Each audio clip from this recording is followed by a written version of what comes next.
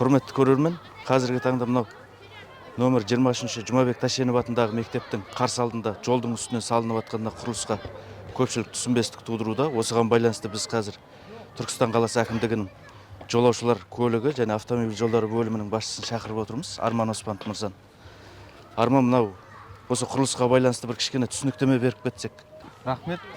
Мынау қазіргі уақытта қала тұрғындарының арасында түсініспеушілік туындауда. Осы мына Шойынбетпе көшесіндегі осы жасап жатқан құрылысқа қатысты. Бұл жасап жатқан дүниеміз осы қала аумағындағы жасанды жол кедергілерінің орнын басатын, қауіпсіздігі жасанды жол кедергісінен жоғары болып табылатын нысан болып табылады. Арнайы осы қаламыздағы мемлекеттік балабақшалар мен мектептердің алдына қою жоспарланған болатын. Осы өткен жылдың аяғында жоспарымызға енгізгенбіз. Қазіргі уақытта бұны осы бір жерде таңдадық. 23-ші мектептің алдына істеп көрейік деп. Құрылыстың шамалы ұзаққа созылды. Ұзаққа созылу себебі жаңа мердігер мекеме тарапынан техникалық нелері сәйкес келмеді.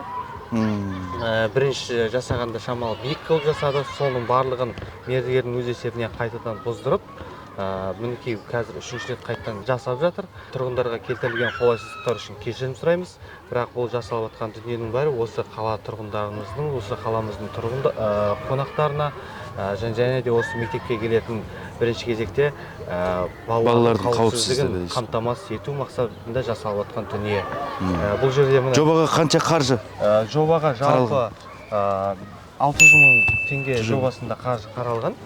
Бұл жерде өткелдің ортасы брусчатка, екі жағы асфальт болады.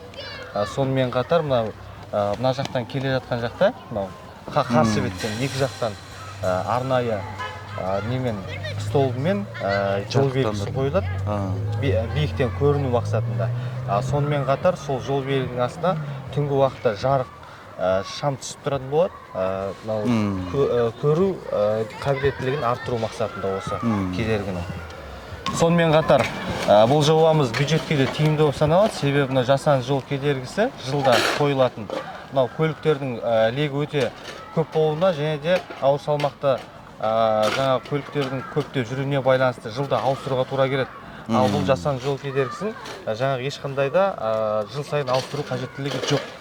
Бір жасаймыз, осы жасалған дүние осы үйге қалады. Анау өзі резинадан жасалған дүние, оның кепілдік мерзімі де өзі бір жылды құрайды.